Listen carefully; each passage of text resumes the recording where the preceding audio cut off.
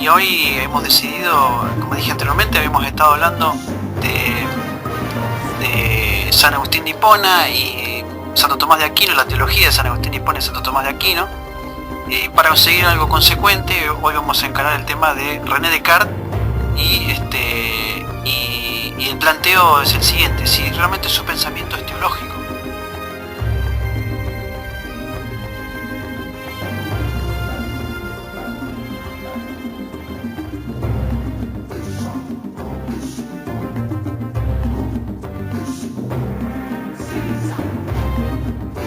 Siendo René Descartes, arranca de cuajo cualquier duda respecto a la cuestión de si Descartes afirmaba o no la existencia de Dios. Sí, está claro lo que dice.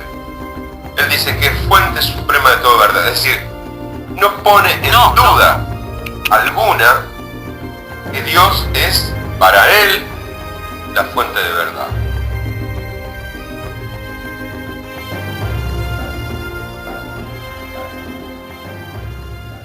Como primera medida y como corresponde, como caballero, buenas noches. Muy buenas noches, ¿cómo le va, Marita? Bien, acá estamos, a ver si hacemos algo distinto de la tertulia, debido a que llevamos la quinta, esta es la quinta que hacemos.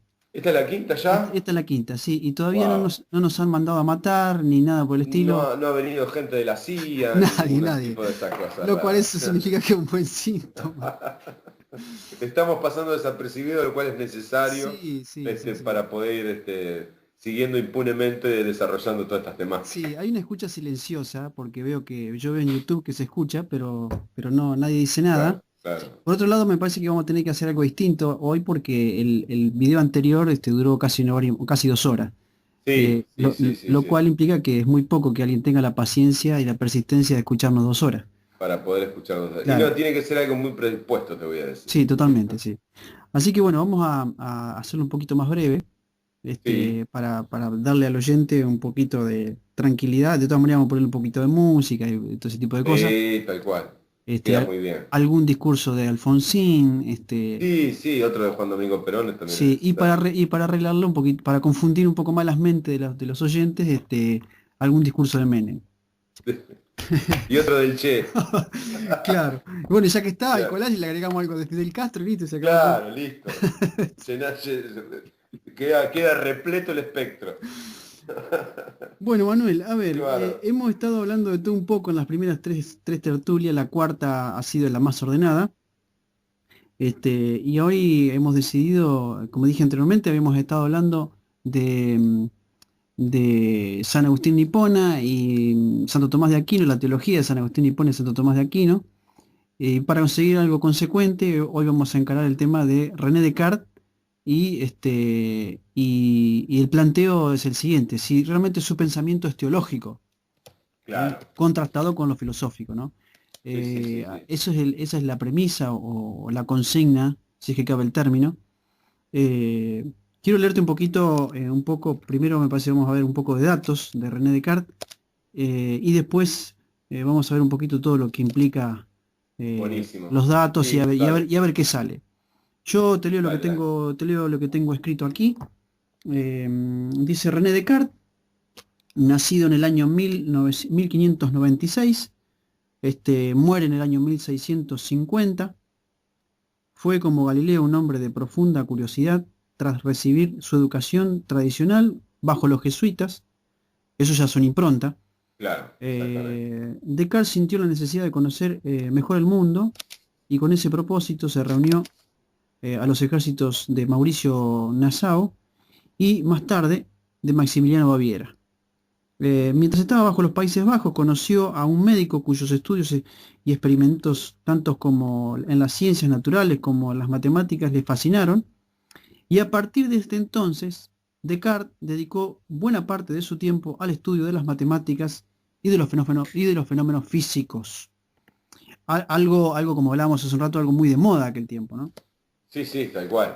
El propósito de Descartes describe esa experiencia en términos que nos recuerda que emplea Agustín para contar su experiencia en el jardín de Milán y en lo de Wesley con respecto a Aldegard, aunque no hay documentos contemporáneos que describa el contenido de los descubrimientos mismos. Resulta casi seguro que consistió en el método que más tarde él bosquejó y aplicó en el discurso sobre el método, escrito en el año 1637, y sus meditaciones filosóficas en el año 1641. Resulta claro que Descartes no pensaba que sus descubrimientos se oponía de modo alguno a la doctrina cristiana, pues en señal de gratitud hizo votos de visitar el santuario de la Virgen de Loreto, aunque sabía bien que su filosofía era muy diferente a lo que había aprendido en la escuela jesuita de Flechet, y estaba convencido que era perfectamente compatible con la fe católica. Así que esto es un poco la impronta histórica de René Descartes, Sí, estimado Manuel. Aquí tengo un apunte que le llaman el padre de la filosofía moderna. claro.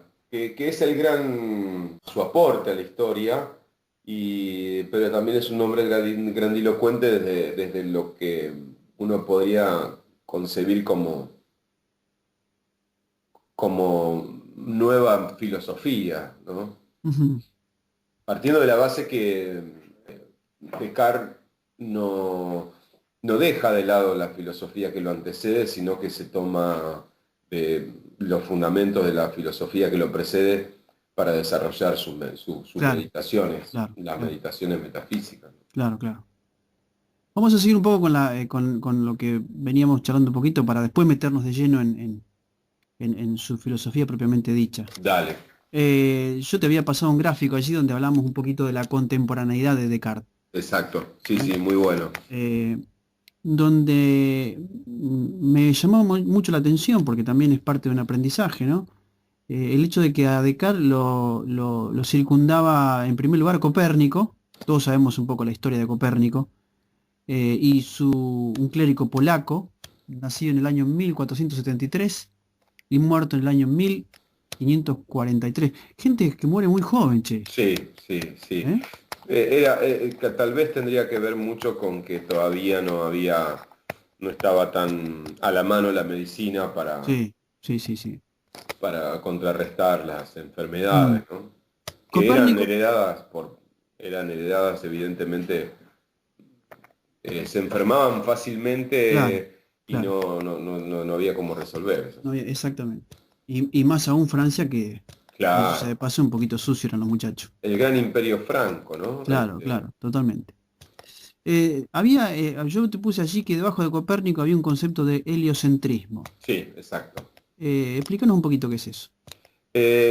Uno puede empezar a mirar la filosofía, porque es necesario dejar en claro que nosotros lo que estamos haciendo es un recorrido cronológico sobre la Sí, filosofía occidental, ¿no? exactamente, sí, totalmente. Y partamos de la base también de que el nombre filosofía, se le da, se le pone, se le coloca, se lo nombra así a precisamente un acto que es esencialmente humano, que es el acto de pensar y de pensar absolutamente todo lo que se pueda pensar. Mm, No de hacer preguntas, ¿no?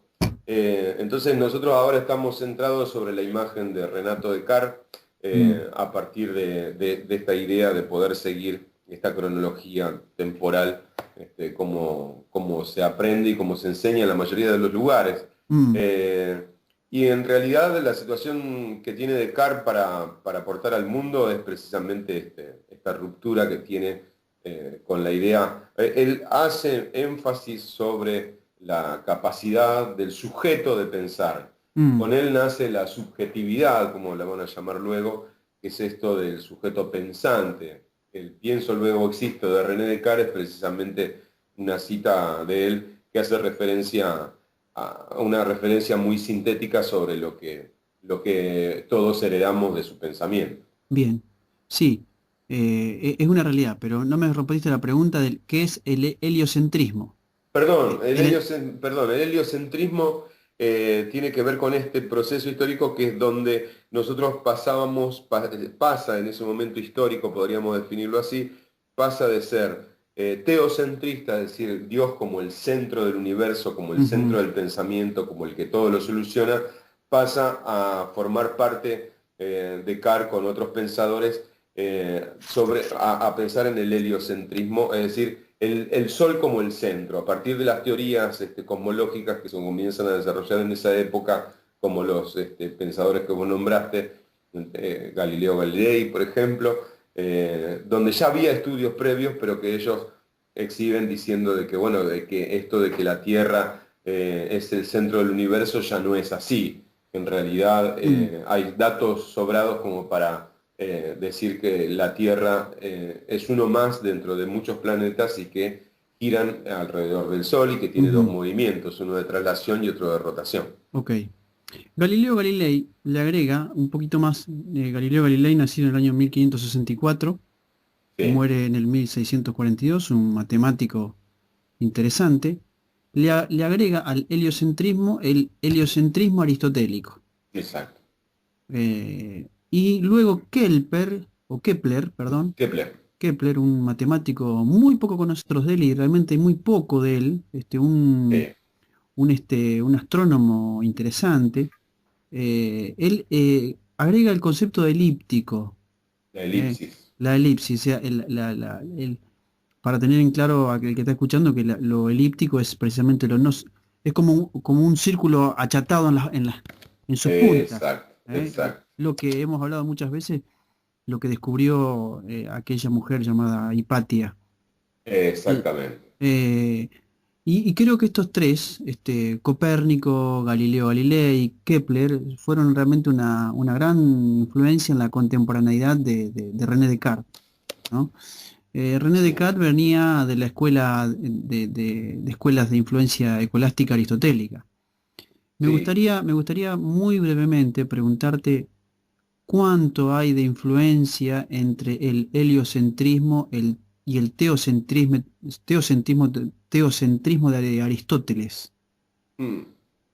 El heliocentrismo, hay una cuestión elemental para no dejar, para que quede claro, es que los filósofos, llamados filósofos o pensadores griegos, heredan toda una impronta que tiene que ver con el panteón griego y con sus dioses, y que eso de una u otra forma está manifestado en su discurso filosófico de pensamiento. Entonces, uno puede pensar de que Aristóteles arrastra esa tradición y que de alguna manera puede caer tal vez en que nombra, o para explicar un concepto, nombra dioses, ¿no? En el caso de la relación entre estos tres, Copérnico, Galileo y Kepler, ese proceso que se da del heliocentrismo es un proceso, creo que tiene que ver también con el cómo explicar cómo desarrollar el conocimiento, es decir, cómo a partir de herramientas que se fueron conformando a partir de una metodología de trabajo, desarrollaron elementos para sostener sus propias teorías acerca del universo y de cómo funciona.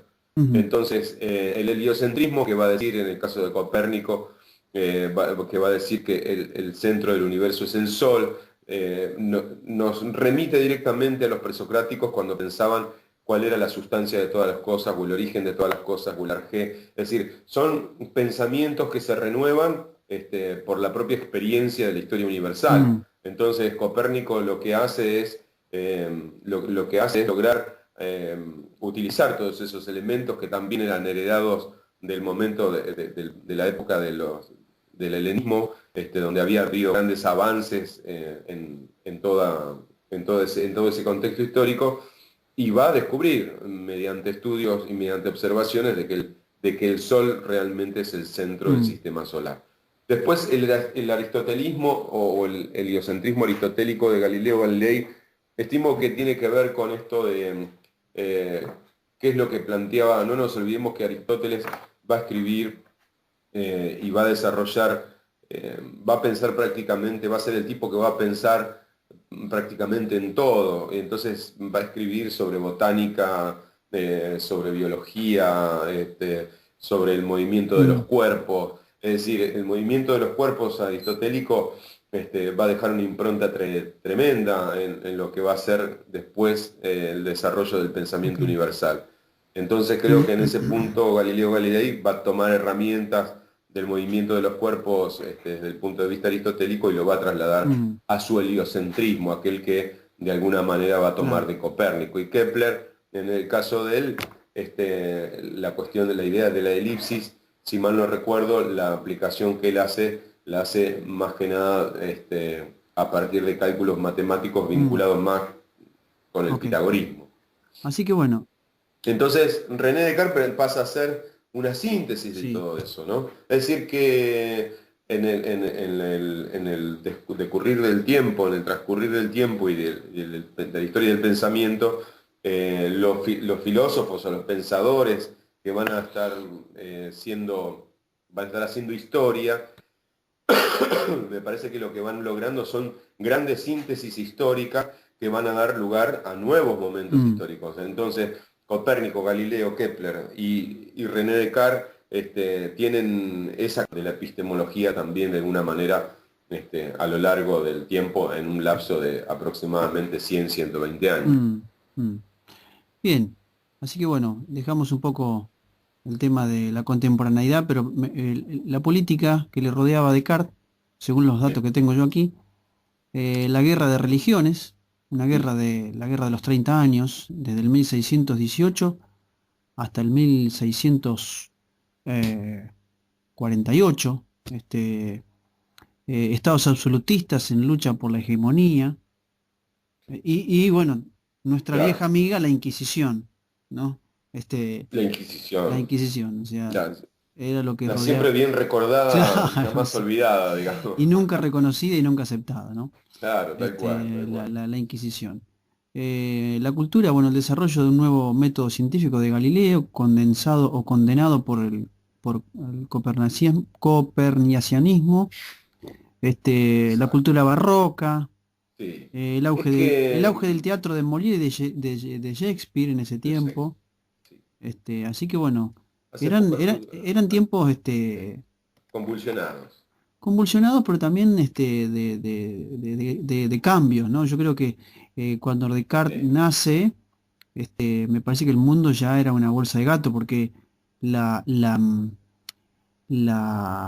época protestante le había dado ya al mundo europeo un lío bastante grande. Así que él nace en ese lío complicado, pero me parece que también nace con la posibilidad de discutir, cosa que antes de la Reforma no se podía. Y no se podía, y tampoco lo ameritaba, si se quiere, porque, claro, hay un proceso histórico que se da en esos años, en ese siglo, en esos siglos, siglo XV, XVI, entre el XV y el XVII, donde hay un abandono de los últimos. Hay un abandono, en realidad lo que hay es una retirada de la herencia romana y del imperio franco-carolingio, y valga la redundancia de palabras, en franca desaparición debido a esas luchas eternas que se habían dado, ¿no?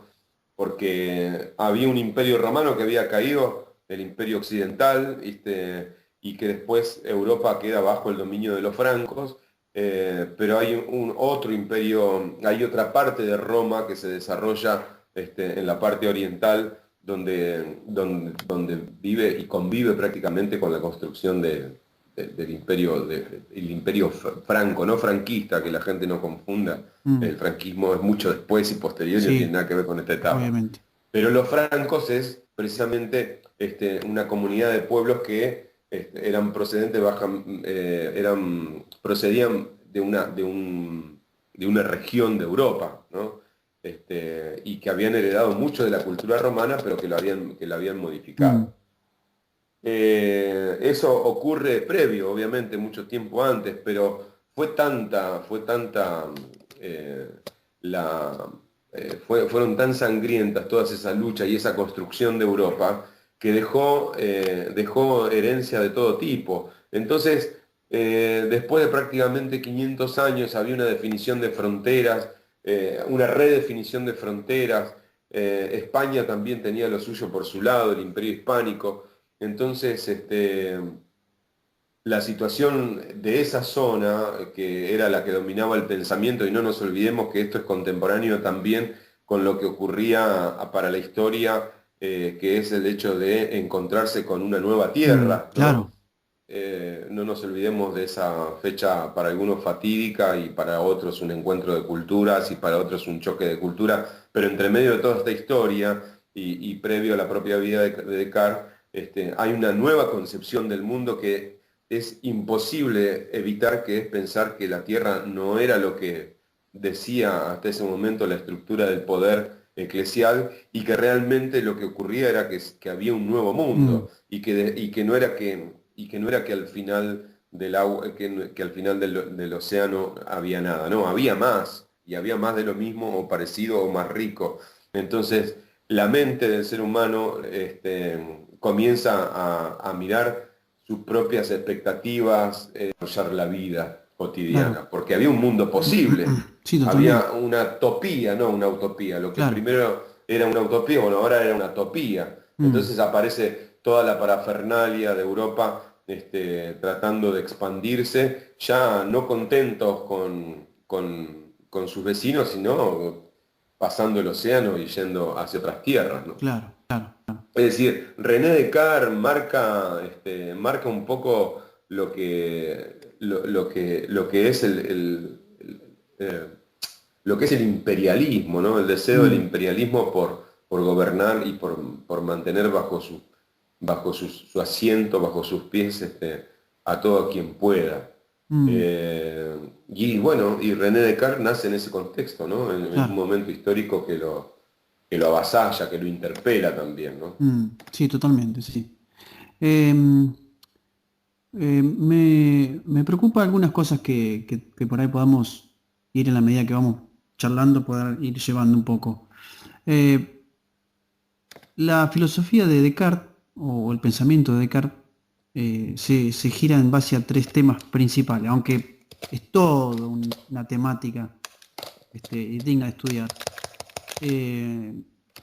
Siempre creo que, por ejemplo, que la mayoría de la gente que estudiamos la teología, en los primeros pasos, miramos a los filósofos como una especie de demonios andantes, que son tipos que han corrompido el pensamiento humano, ¿no? Más o menos. Entonces, con el tiempo, y en la medida que uno comienza a estudiar la teología y que uno comienza a hacer del conocimiento teológico su trabajo diario, uno se encuentra con que no era tan así como uno lo pensaba, ¿no? Y obviamente también tiene mucho que ver con la apertura de pensamiento. Es decir, bueno, a ver, ya que estos tipos hablaban, ¿qué es lo que decían? Sí.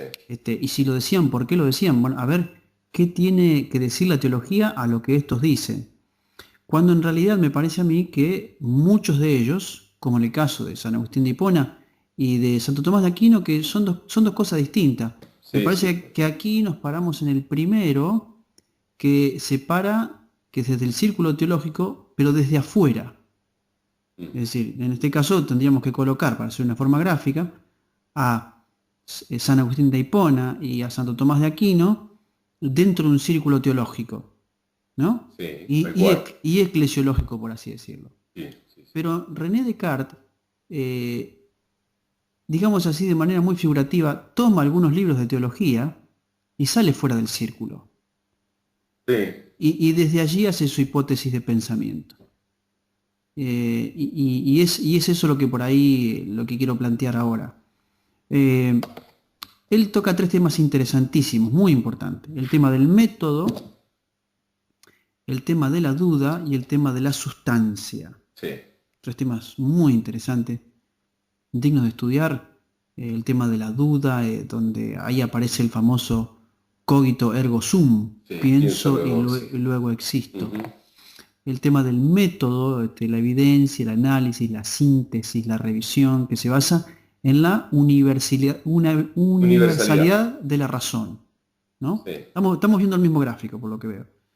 Entonces, que ese tipo de método, la evidencia, el análisis, la síntesis, la revisión, le permiten ir hacia el pensamiento propiamente dicho. Sí. Ahora, la pregunta mía es, ¿cómo es esto del método de la duda y la sustancia y cómo podríamos definir en grandes rasgos, aunque para hacerlo de manera ordenada tendríamos que tomar yo diría que el tema del método, el tema de la duda y el tema de la sustancia son un tema de 3 programas prácticamente. Sí, Este, son complejos en sí mismos pero porque ¿cómo lo globalizamos? me parece que Si lo tenemos que que definir, si tenemos lo, que definir sí, perdóname, si tenemos que definir la filosofía de Descartes, porque el tema es el siguiente, ¿es teológico su pensamiento? Y tenemos que decir sí, bueno, ¿por qué es teológico? Y claro. si tenemos que decir no, bueno, ¿por qué no es teológico? Primero, el pensamiento de Descartes tiene una raíz teológica total, porque él depende mucho, como decíamos al principio, de la filosofía que lo precede, que es la filosofía del medioevo y que es la lógica que sostenía una forma y una manera de exponer las ideas, y que tenía que ver también con la herencia de la patria. Entonces, me parece que cómo uno podría definir a la filosofía con una impronta absolutamente, no sé si teológica, pero sí teísta, porque él habla sobre la idea de Dios fundamentalmente, ¿no? Mm, Creo que él habla de Dios sin negar ninguna otra cuestión de lo que tiene que ver con el cristianismo. Habla de Dios para poder desarrollar una idea, se centra en su discurso y en su duda metódica, para justificar luego, a través de una serie de pasos, y de preguntas. ¿Qué es el cartesianismo? Es un método y es un modo de analizar y ver el mundo. claro. Yo creo que por ahí apuntaba tu pregunta, digamos, ¿cuál sería, hagamos el esfuerzo por hacer un reduccionismo que no sea muy agresivo para la imagen y la talla que tiene Descartes para la historia? Mm, Bueno,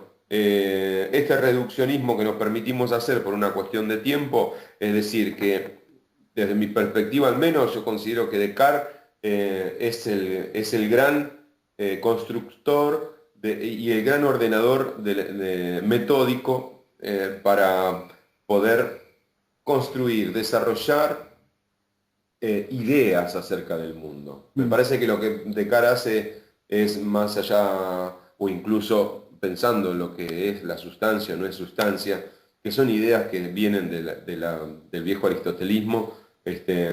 Me parece que lo que él particularmente trata de demostrar es que podemos ordenar las ideas si las organizamos de una determinada manera, y eso nos va a garantizar un resultado final lo suficientemente satisfactorio para poder decir algo sobre el universo, sobre las cosas. mm, Y él arranca suavecito, ¿no? Él va a aplicar su metodología para hablar nada más y nada menos que de la existencia de Dios. claro.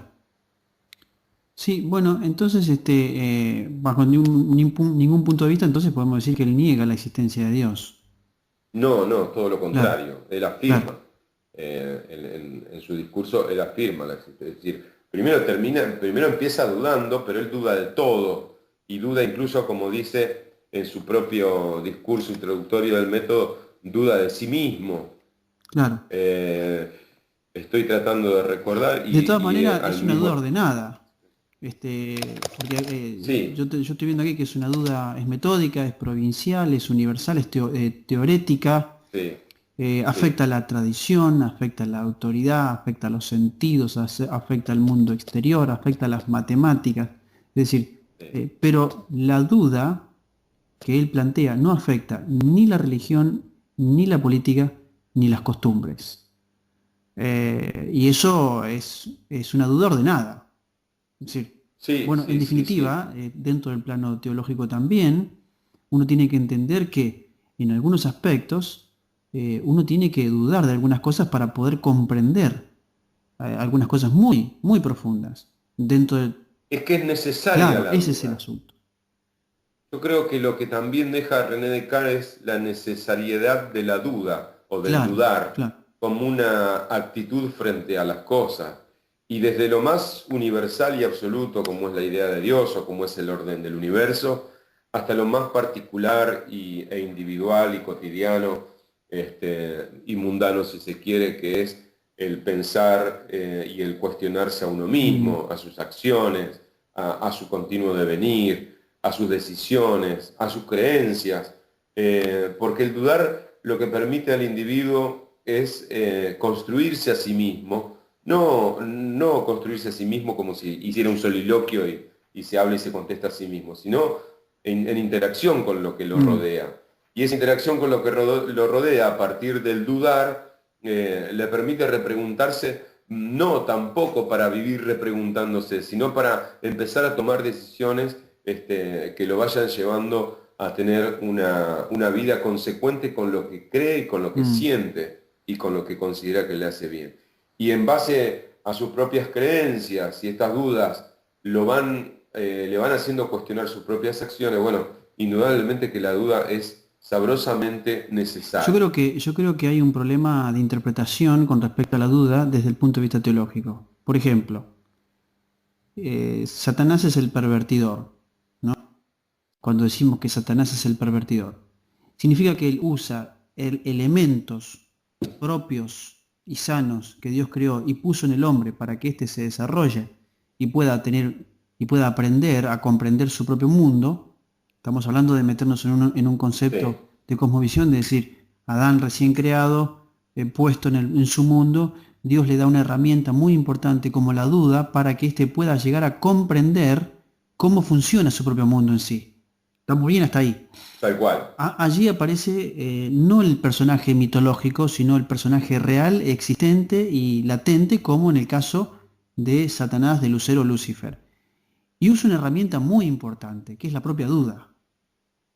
Y dice, con que Dios os ha dicho.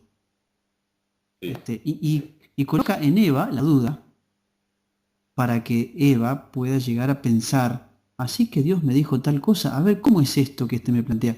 Y obviamente estamos hablando de una duda maléfica, una duda que es dañina, pero que en definitiva todavía no estaba la acción propiamente dicha cometida. Eva estaba en un plano de elección. Podía responder negativamente o podía responder positivamente hacia la duda propiamente dicha, sin embargo, bueno, opta por la desobediencia deliberada y eso nos trae enormes consecuencias. Pero la duda en sí, bajo ningún punto de vista, es un estado que lleva al hombre al pecado. Al contrario, es peligrosa, no podemos negarla dentro del ambiente teológico, es peligrosa, sí, seguramente. Es peligrosa, pero no deja de ser una herramienta y no deja de ser algo con el cual Dios dotó al hombre. Cuando uno predica el Evangelio, ¿qué es lo que Dios hace precisamente? Poner duda en el corazón del hombre sobre su estado actual. Cuando dice la Escritura, nosotros estábamos muertos a nuestros delitos y pecados, coloca allí en el hombre la duda. ¿Sí? ¿Cómo? Sí, yo creo que la predicación y desde el lado de la teología y a partir de cuando uno considera que lo asiste para su búsqueda del sentido de la vida, la idea absoluta de la existencia de un Dios, no puede quedarse simplemente con una creencia vacua o vacía o vana. Es necesaria la duda, porque de lo contrario uno no puede crecer en su fe o crecer en su fe y crecer como individuo, como ser humano en relación con el mundo, con lo que lo rodea. Porque de lo contrario, si no hay duda, entonces hay fanatismo. Claro, exactamente. Y el fanatismo es absolutamente pernicioso para cualquier cuestión. La pregunta inmediata sería ¿qué es fanatismo? Y bueno, fanatismo, la respuesta inmediata también sería no dudar de nada. Y cuando uno no duda de nada, entonces yo creo que se pierde una serie de cosas que lo rodean y se va perdiendo a sí mismo. Claro. Mirá, Descartes dice, ¿por dónde empiezo a conocer qué soy? Con algo más de claridad y distinción que antes. Sin embargo, no puedo dejar de creer que las cosas corpóreas, cuyas imágenes forman mi pensamiento y que los sentidos examinan, sus mejor conocidas que esa otra parte, no sé bien cuál, de mí mismo que no es objeto de la imaginación, aunque desde luego es raro que yo conozca más clara y fácilmente cosas que advierto dudosas y alejadas de mí, que otras verdaderas, ciertas y pertenecientes a mi propia naturaleza. Mas ya veo qué ocurre, mi espíritu se complace en extraviarse y aún no puede mantenerse en los justos límites de la verdad. Es decir, René Descartes tiene esa impronta teológica y tiene por sobre todas las cosas, en esta duda metódica que él plantea, en sus meditaciones metafísicas, él ya parte de una verdad. Es decir, él tiene lo que después va a decir Kant a priori. Y me parece que yo no sé si es tan jugoso lo que dice René Descartes de Dios, sino cómo plantea la duda acerca de Dios. Y me parece que cuando él plantea el tema, porque hay un platonismo también en Descartes, que es esto de lo que está cerca, lo que está en mi naturaleza, lo que me hace bien o lo que me hace mal, a partir de cómo se interrelaciona mi cuestionar sobre el mundo a partir de lo que percibo, siento y pienso, el pensamiento, como si fuera el mundo de las ideas platónicas, por ejemplo. Entonces, indudablemente que Descartes va a dejarnos ese jugo que tiene el hecho de poder preguntarnos y repreguntarnos de qué se trata o de qué va la vida, incluso en lo cotidiano, como dije recién, más allá de entrar en grandes temas universales. Esto que vos decías recién, bueno, en la escena del paraíso, de la creación, me parece que una de las dudas más magníficas que se plantea en las Sagradas Escrituras es precisamente la duda respecto a cuán honestos somos con nosotros mismos. Yo creo que esa es una duda importantísima, porque si hay algo que hacen Adán y Eva en esa primera escena es mentirse a sí mismo antes que mentirle a Dios. ¿En qué sentido? Y en el sentido de creer de buscar o considerar que ellos pueden incurrir en la falta para decir, para después justificarse. Es decir, hay como una especie, podríamos decir incluso hasta de cierta hipocresía por parte de los dos.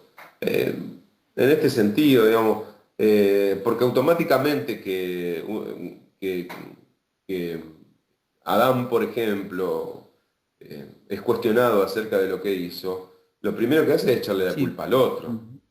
Entonces, es un recurso que tiene que ver con el hecho de a veces de no hacernos cargo de nuestras propias acciones.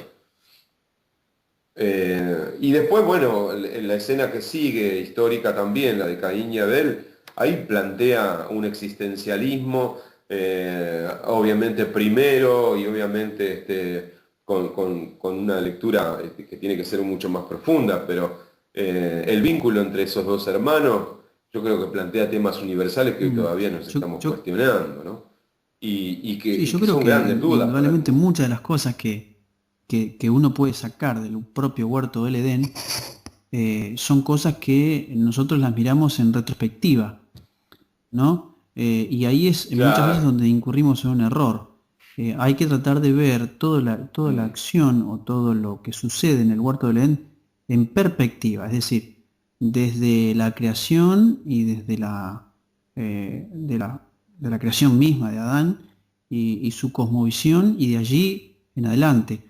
Después de la acción propia de Eva y de la participación de Adán, de ahí vienen, bueno, obviamente las miserias más espantosas que el hombre puede tener. Y en definitiva, muchos de los filósofos también han planteado que en definitiva, ¿qué es el hombre y qué hace el hombre? Bueno, tratar de volver al lugar de donde salió. Es decir, en definitiva es eso, es decir, el querer estar bien, el querer disfrutar, el querer tener un sentido de propósito. Claro. Sí, lógico, ¿no? Porque por eso después las primeras grandes propuestas de la filosofía occidental, claro, uno de los primeros temas es la búsqueda de la felicidad. Me Salvador Dalí sobre el tema de Dios y de Adán y Eva, por qué no lo había pintado, ese tipo de cosas. Bueno, acotación de lo que él había pintado, esa obra magistral de Salvador Dalí, que es El Cristo crucificado desde arriba, ¿no? Yo creo que una de las obras más maravillosas que yo he visto con respecto a la pintura. Y le preguntaron por qué nunca pintó el huerto del Edén y todo ese tipo de cosas, que los grandes lo han hecho de la historia, ¿no? Y bueno, de ahí surge el tema de Adán y Eva, y le preguntan qué hubiera pasado si Adán y Eva no hubieran caído. Y él dice algo que me llamó mucho la atención, me dijo, él dice, la vida sería muy aburrida. La vida sería muy aburrida, y quién sabe lo que sería. En definitiva, creo que en muchos aspectos tenía razón. No sabemos cómo hubiera sido la vida, aunque sí, en realidad hay una impronta teológica que es muy compleja comprenderla, pero sí, seguramente todo lo que el hombre tiene hoy es fruto de aquella participación. Yo creo que con respecto a la duda, hay algo que te quiero leer para cerrar el tema de la duda. Dice, la duda de que propone Descartes tiene como finalidad la fundamentación de la nueva filosofía sobre la base de... sobre bases...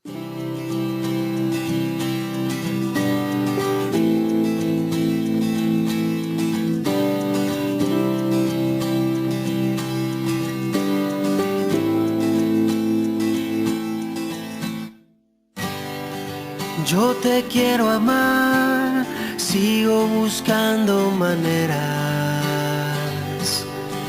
Te quiero entender, pero no encuentro razón, porque tu amor nunca se rinde y va, y va, y va. Si esa forma extraña tengo de sentir, si a pesar de todo puedo resistir, indudablemente tú estás en esto. Cuánto me has amado a pesar de mí, atraviesas toda la tormenta, indudablemente tú.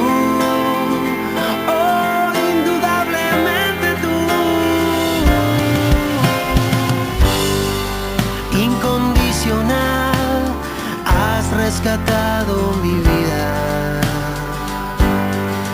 tu fidelidad vuela por sobre el temor, porque tu amor nunca se rinde y va, y va, y va. Si esa forma extraña tengo de sentir, si a pesar de todo puedo resistir, indudablemente tú estás en esto.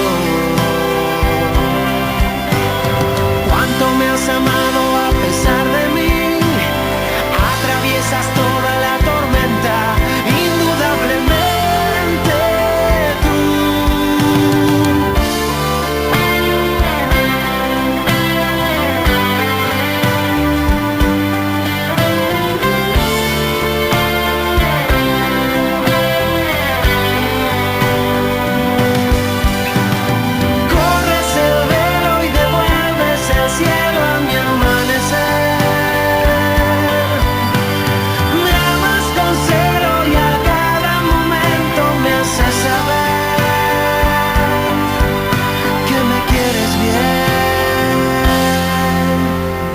Esa forma extraña tengo de sentir, si a pesar de todo puedo resistir, indudablemente tú.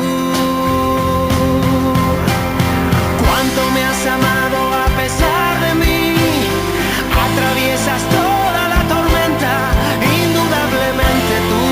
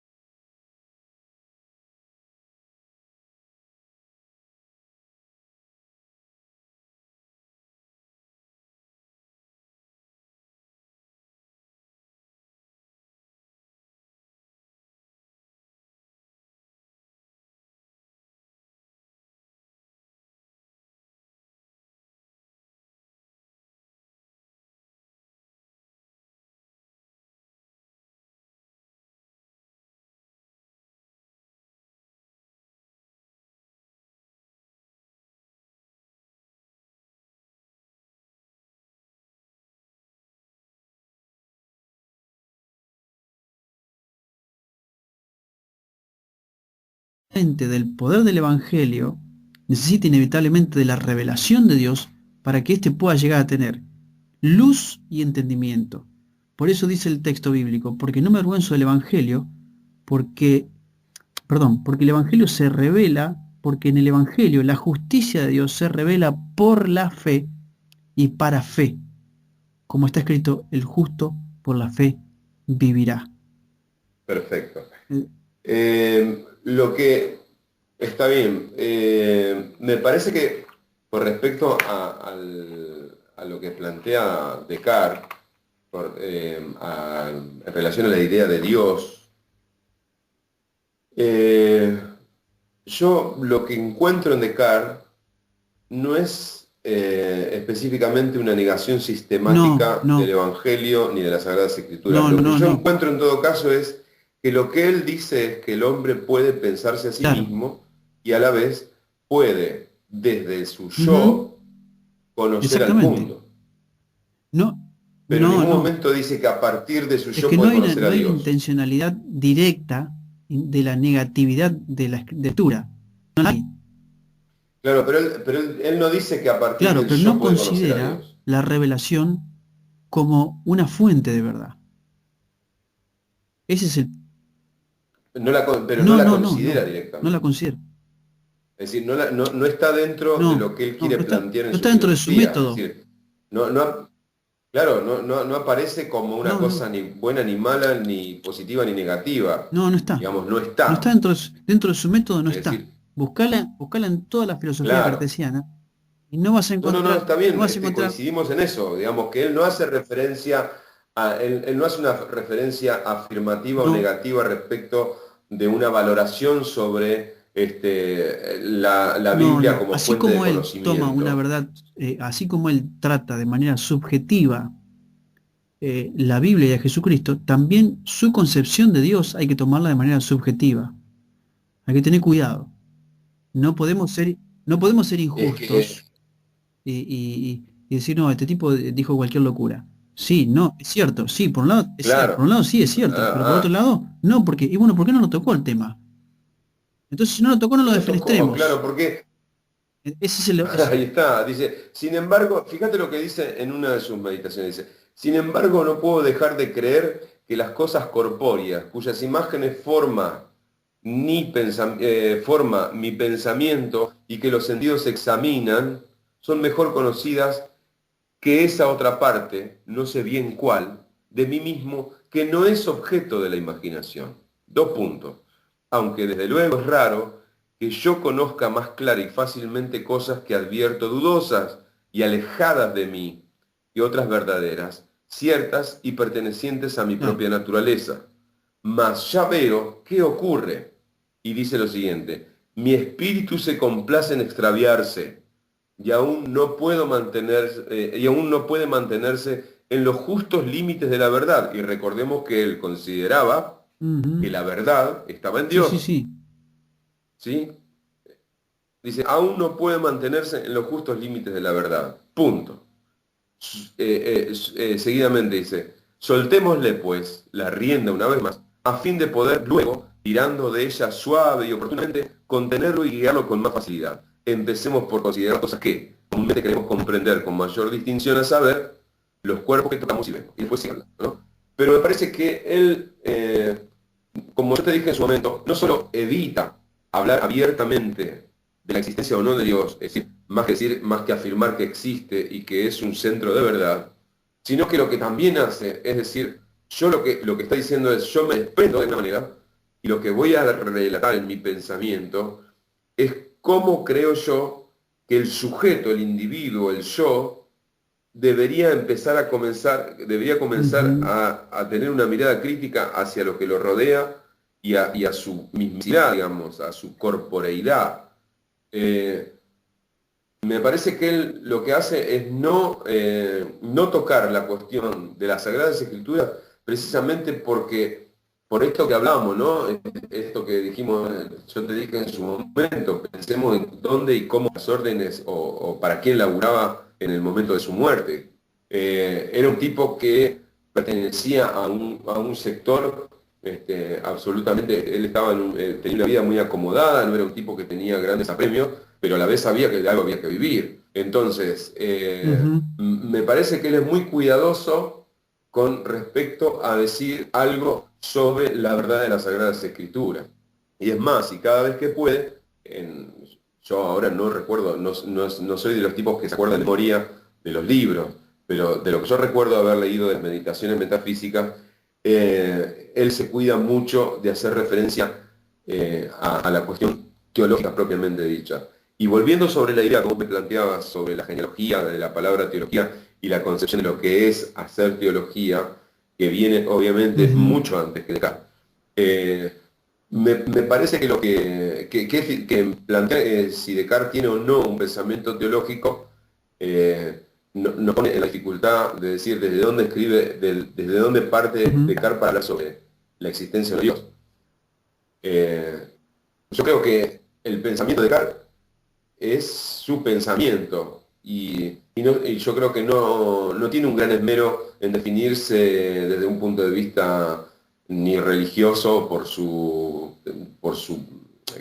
tradición católica, ni tampoco se plantea como un ser humano que lo que está diciendo lo dice a favor o en Lo contra de la peligroso Sagrada es Escritura. qué es lo que le da después a los que vienen después, le da esa no, es decir, esa especie de subjetividad, de indiferencia, ¿no? Y eso, bueno, eso es claro, totalmente. Y es el pensamiento subjetivo Exactamente, definitivamente. Al hombre lo arroja, como después diría Sartre, a la nada misma. Es decir, lo arroja a su propia existencia. Lo pone en un estado, lo pone en un estado de angustia existencial. Totalmente, sí. Podríamos definirlo hasta como un primer existencialista también, Por el eso, propio Descartes. por eso Yo creo que sí.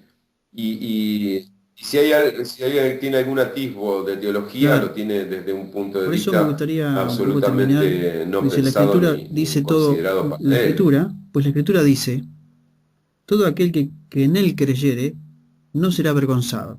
Estamos hablando de que en él creyere nos estamos refiriendo a Dios, ¿no? No a Descartes. Dice, porque no hay diferencia entre judío y griego, pues el mismo que es Descartes. Señor de todos es rico para con todos los que le invocan, porque todo aquel que invocar el nombre del Señor será salvo.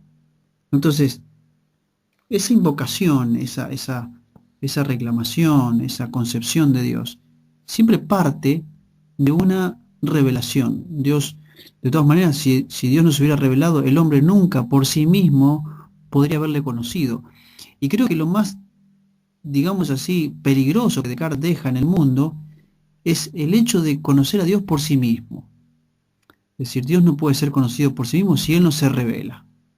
El hombre, para conocer a Dios, tiene que reconocer su soberanía, tiene que reconocer, tiene que reconocer la soberanía de Dios, tiene que reconocer su propia condición delante de Dios, que es un estado caído y pecaminoso, y tiene que reconocer el sacrificio de Jesucristo como único sustituto de su estado, o sea, de su muerte. Tiene que reconocer a Jesucristo como Salvador, porque Cristo murió por el pecado del hombre, porque el hombre no podía por sí mismo llegar a la presencia de Dios por sí mismo. Entonces el hombre tiene que reconocer eso y tiene que ir en arrepentimiento y pedir perdón por su estado. Esto es lo peligroso de Descartes. Es cuando deja al hombre a ese pensamiento, a ese pienso y luego existo, pero ese pienso y luego existo es simplemente un pienso independientemente de toda revelación que Dios sí se ha encargado de dejar al hombre, y como dijiste en su momento, lo hace en un contexto histórico muy absolutista, muy oscurantista, muy hegemónico también incluso, y es comprensible, ¿no? Bueno, había... Sí, estaba en ese contexto. Claro, así que bueno, la pregunta es, ¿era teológico el pensamiento de Descartes? Mi respuesta es no, pero mi respuesta es sí. Es no por un lado porque es una teología incompleta, Y es sí por un lado porque no niega la existencia de Dios. Sí, sí, la respuesta desde mi punto de vista yo creo que sí. No le encuentro el no porque no tengo la impronta de la lectura específicamente con conocimiento más concreto sobre la teología como lo tenés vos, pero yo creo que sí, que tiene una teología en su desarrollo. No se puede negar eso. Pero vuelvo a insistir en esto, ¿no? Yo creo que indudablemente si un tipo que comienza su ensayo, podríamos decir, habla de que Dios es el único origen de la verdad, bueno, está todo dicho a partir de Sí, ahí. totalmente. Me parece que está todo dicho. Después uno puede ver que él no hace mención de las Sagradas Escrituras como lugar al cual deba recurrir quien lo lea. Pero lo que él hace continuamente, lo que él hace, fíjate, si uno, por ejemplo, investiga la cantidad de veces que aparece, por ejemplo, la palabra Dios en sus meditaciones metafísicas, son alrededor de 200, 300 veces. Entonces, me parece que para él el tema de Dios es importante para lo que él quiere decir sobre la existencia. Después lo va a dejar al hombre, al ser humano o a la humanidad, como tipo que deja una herencia para la humanidad, lo va a dejar en ese sinsentido, ¿no? Es decir, está bien, Dios existe, hay un ser que tiene toda la verdad, pero mientras tanto vos tenés que acomodarte y prepararte para hacer los mandados cada vez que te levantás, ¿no? Sí, es terrible porque el tipo lo que hace es, con sus grandes meditaciones, es decir, bueno, es esto, ¿no? Yo la vez pasada cuando charlamos yo te decía, lo que Descartes va a hacer para la historia del mundo es ponerle los pantalones largos al hombre, ¿no? Sí, dicho en términos más tangueros. Pero lo que va a hacer es eso, es decirle a la humanidad, bueno muchachos, ya no le echemos más la culpa a nadie. Hagámonos cargo y vemos cómo nos va, porque hasta ahora estos muchachos que están acá arriba y que se ponen una corona, o es una corona de oro o es una corona con el símbolo del pez, son los que vienen diciéndonos qué tenemos que hacer. Bueno, a ver, ahora nosotros por nosotros mismos, ¿qué vamos a hacer? Por nosotros mismos, por lo que nos rodea, por lo que queremos construir. Mientras tanto sigamos, no olvidemos que hay un Dios y que ese Dios es la verdad absoluta. Pero mientras seguimos descubriendo qué ocurre o qué nos pasa con ese Dios, que conocemos a partir de nuestra subjetividad, bueno, vayamos desarrollándonos. Es evidente también pensar que esto que vos decís también es cierto. Le va a abrir un mundo a los que lo siguen, a los que siguen después de él, para poner incluso más en tela de juicio al propio Dios que él dice que existe, me parece a mí y que es una verdad única. Que entra en una especie el hombre entra en una especie de cuesta abajo, de descenso tremendo. Claro. Sí, porque como es tan ambiguo también el discurso de Descartes, es muy ambiguo, sí, totalmente, sí. Yo creo que da unos grandes lineamientos y después se muere. Ahora, ¿no? Es como... fíjate vos el común denominador, ¿no? Porque venimos estudiando toda esta gente de la historia y todo esto, las doctrinas más peligrosas que hoy andan pululando por toda nuestra sociedad son precisamente de gente que ha implementado una concepción del pensamiento y que no han concluido y se murieron. Tenemos el caso de Santo Tomás de Aquino, tenemos el caso de Calvino, y tenemos el caso de Lutero, y tenemos el caso de Descartes. Esto no cabe la pena. Sí. Lo que pasa es que han sido peligrosas. Sí, las interpretaciones. Peligrosas en tanto orden preestablecido también, ¿no? Claro, entonces yo no sé si fueron tan peligrosos los tipos para su época como lo han sido para lo que lo que orden establecido es peligroso en sí misma, ¿no? La misma existencia del cristianismo ha sido algo peligroso para el mundo, y peligroso en su desarrollo a lo largo de la historia, porque, como decíamos una vez, los tipos que han hecho grandes aportes al pensamiento universal han sido formados a partir su primera formación ha sido teológica. Entonces, indefectiblemente creo que el cristianismo ha lanzado al mundo y ha dejado en el mundo tipos como el propio René Descartes, que venía también de una familia de origen católico en este caso, ¿no? Ya cuando lleguemos a Marx nos vamos a dar cuenta qué es lo que qué es lo que ha hecho la teología antes para después.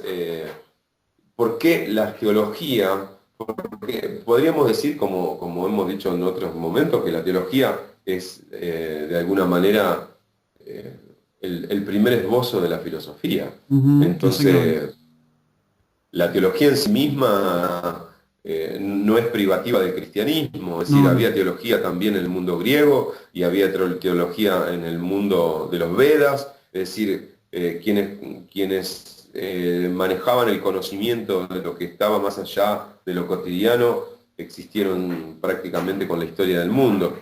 Yo la pregunta que te hacía cuando te hice la pregunta sobre el concepto de teología como nosotros lo conocemos, porque ha tenido un progreso y una transformación la idea de teología. Sí, totalmente. Es decir, cuando uno dice hoy teología, bueno, lo asocia directamente con el cristianismo, pero ¿qué pasa? La teología no es algo meritorio solo del cristianismo. El mismo Platón en la República menciona la palabra de conocimiento de los dioses para referirse a quienes conocían los dioses, es decir, los primeros teólogos del mundo occidental ya aparecen, por ejemplo, en la República de Platón. Es decir, pero hoy por hoy teólogo uno lo asocia inmediatamente con quien lee solamente las Sagradas Escrituras cristianas. ¿No? Porque hay teólogos del Islam, porque entonces creo que por ahí apuntaba mi idea. Entonces sí, yo creo que, y estoy de acuerdo con vos, que René Descartes tiene un pensamiento teológico y que evidentemente no lo cierra, no lo termina de cuajar, porque su función tal vez para la historia ha sido dejar todas estas dudas como su razón por la cual su nombre ha trascendido tanto y nos ha dejado esta herencia, ¿no? Que después, por eso digo, podríamos llamar también a Descartes en esta tertulia como el primer existencialista. Exactamente. Sí, totalmente. Sí, el existencialismo propiamente dicho en toda su esencia, ¿no? Sí, bien, totalmente. Entonces la pregunta es, ¿qué hacemos? ¿Lo perdonamos o lo defenestramos? Yo creo que bien. hay que reivindicarlo como Bien. un tipo que... Yo creo que hay que reivindicarlo como un hombre que ha hecho un gran aporte a la reflexión del ser humano. Muy bien, entonces... Le ha enseñado al ser humano a dudar de sí mismo para que no sea tan pavote. Entonces ponemos en la carpeta de René Descartes perdonado. Sí, así que bueno, ya entonces cualquier juicio de valor que pueda haber sobre cualquier teólogo que ande dando vuelta por allí, debe entender primero, leer nuestro expediente y mirar que lo hemos perdonado. Sí, así que bueno. Bueno, Manuel, creo que hemos llegado al final, tenemos bastante para cortar y ha sido una charla muy ordenada, muy buena. Pero bueno, me parece a mí que ha dejado esta impronta hemos hecho una charla ordenada para que los que después puedan y una buena aproximación, totalmente. Esto es digno de decir. Esto es una aproximación a Descartes. Una vez que uno se pone a leerlo, yo creo que le entran realmente. Como vendrán también después otros filósofos que estudiemos que vamos a salir vomitando, esto no cabe la menor duda, pero... no, ni hablar. Sí. Ni que hablar de los que siempre existieron, que son los intérpretes. Claro, exactamente. Así que yo creo que ha sido bueno y ha sido reivindicativo. Y me parece a mí aleccionador de tener cuidado de no juzgar, conocer. Me parece que hay que tener cuidado. Salir del prejuicio. Sí, sí, en todos los ámbitos de la vida me parece a mí que uno tiene que salir del prejuicio. Uno no puede hablar de lo que no se conoce. Tal cual. Me parece que eso es en todos los ámbitos del conocimiento humano. Sí, totalmente. creo que no hay cosa más nociva que eso, de que uno habla lo que no conoce y eso es terrible. Eso es terrible. Eso es extremadamente terrible. Bien, ¿qué nos queda entonces después del amigo Descartes? Y después de René Descartes ya podríamos hacer un paso por la filosofía anglosajona y entrar de lleno a Kant.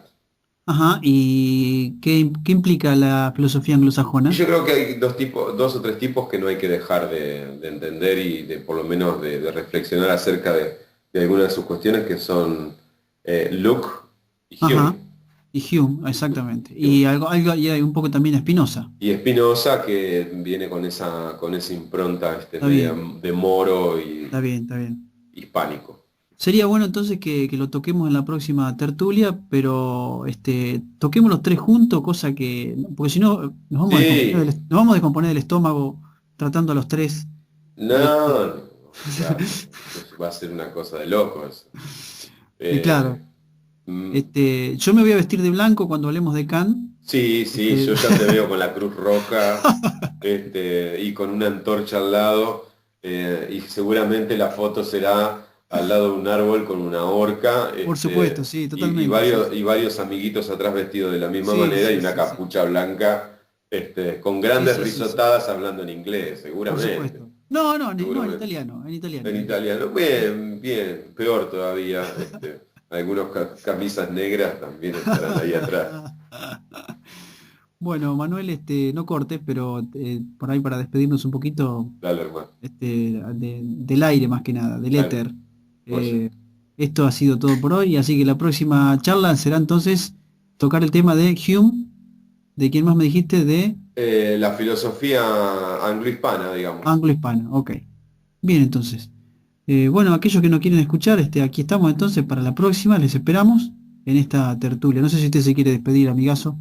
Sí, yo agradecido a Dios y agradecido a la vida, que viene de Dios, como diría René Descartes, la verdad viene de allí, y viviendo mi contrasentido y mi contradicción, porque muchos profesores de filosofía dirán cómo este tipo enseña filosofía siendo creyente, pero bueno, son maneras de concebir la búsqueda del sentido. Sí, de todas maneras, no cabe la menor duda que ayer hablaba con una persona y le decía que una de las cosas que Dios me ha permitido es tener amigos que me han enriquecido. Y eso creo que es el resultado de estas charlas que estamos teniendo, ¿no? Que es impagable y invalorable. Es el enriquecimiento mutuo. Sí, es muy grato eso. Me parece que a mí me ha brindado una enorme amplitud de pensamiento en la vida y aún de la propia teología, porque he podido comprender una cantidad de cosas que antes eran herramientas de mi prejuicio y bueno, no. Lo que quiero más que nada decir a los que escuchan es que la filosofía no tiene nada de malo. Al contrario, los filósofos no son unos demonios que andan dando vueltas detrás de los árboles. Y tampoco son hippies ni drogadictos. No, al contrario, no. Hay hippies y drogadictos que son filósofos, pero es otra cosa. Claro. Lo que pasa sí que si uno te ve y te conoce personalmente va a entrar en la duda metódica. Sí, va a entrar en la duda cartesiana y va a decir, bueno, acá se cumple por donde lo mire. Claro. No, pero bueno. Pero sí, eternamente agradecido porque cada vez que nos encontramos, a mí me permite hacer nuevas reflexiones y me es muy grato encontrar la calidez de tu postura que me hace tanto bien cada vez que charlamos. Lo mismo para mí. Así que sería bueno que si alguno se quiera sumar a estas conversaciones, no duden en decirlo, en pedirlo que... Y es gratis. Y es gratis, sí, eso es lo peor. Bien corto y nos vemos en la próxima.